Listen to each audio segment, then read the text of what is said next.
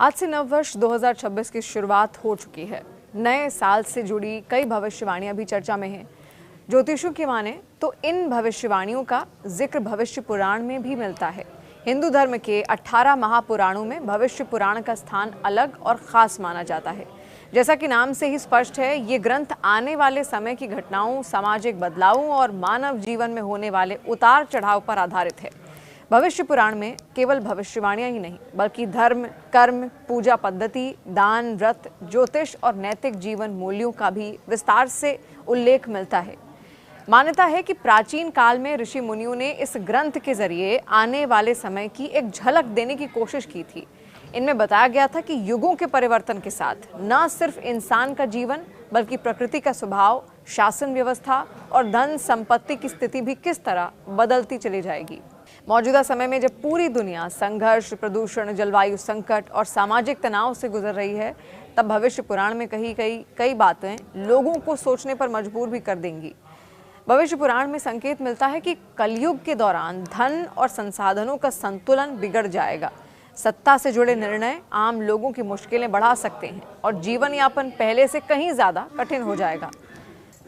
काम के अवसर सीमित होने से लोगों को अपनी जगह छोड़कर दूसरी जगहों की ओर पलायन करना पड़ सकता है। ऐसे हालात बनेंगे कि रोजमर्रा की जरूरतें पूरी करना भी चुनौती बन जाएगी।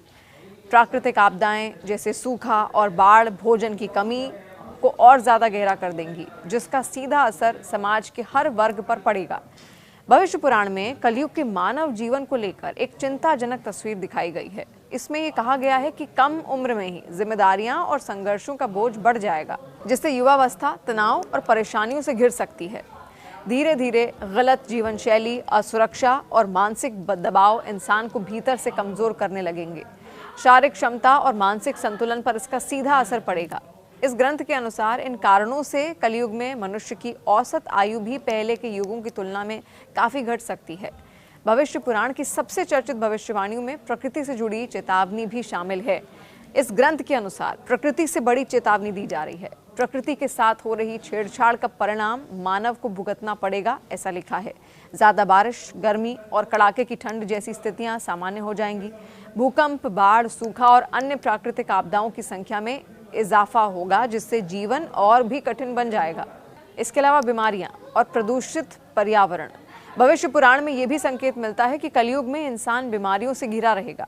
हवा, पानी, मिट्टी के दूषित होने से नई नई स्वास्थ्य समस्याएं सामने आने लगेंगी। हाल के वर्षों में वैश्विक महामारी और बढ़ते प्रदूषण को इसी चेतावनी से जोड़कर देखा जा रहा है। प्रकृति का उग्र रूप। ग्रंथ में प्रकृति के असंतुलन की बात भी कही गई है, जहां समुद्र का उफान, धरती का कांपना और ज्वालामुखियों की सक्रियता बढ़ने का संकेत मिलता है। आज जलवायु परिवर्तन, भूकंप और ज्वालामुखी घटनाएं इन वर्णनों से काफी हद तक मेल खाती प्रतीत होती हैं।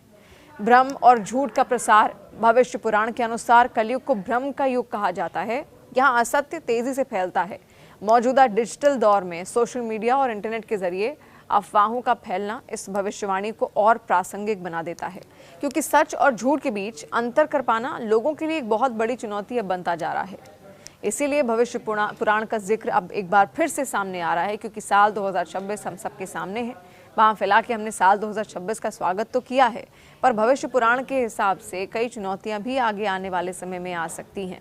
आपको क्या लगता है, बीता जो साल गया वो आपका कैसा गया, ये भी ज़रूर बताइए। और साल 2026 हम सब के लिए कैसा होने वाला है, क्योंकि अब तक कई सारे दौर हमने हर वर्ष देखे हैं।